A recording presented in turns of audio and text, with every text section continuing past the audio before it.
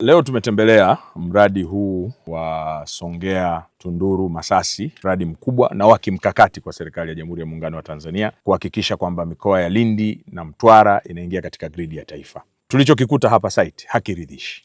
Nilikuja hapa kama miezi mitatu iliyopita, nikakuta kwamba mkandarasi tayari amedemobilize, hayupo site. Alikuwa anasema hajalipwa fedha. Tukashughulikia kupitia kwa katibu mkuu wa wizara, akalipwa bilioni 33.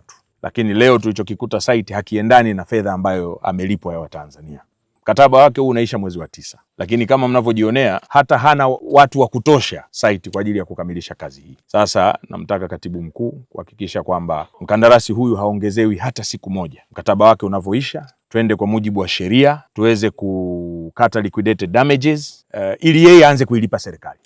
Sisi hapa tutasimama katika nafasi zetu. Tutaendelea kuwafuatilia hawa watu hapa. Kazi hii ni ya serikali. Kwa wilaya niko hapa na vyombo viko hapa na wote ambao tuna dhamana tuko hapa kuhakikisha kwamba tunasaidia kuona mambo haya. Maamuzi ambayo umeyatoa Mheshimiwa Waziri na maelekezo uliyoyaelekeza hapa ni sahihi kabisa, sisi tunayaunga mkono kabisa 100%.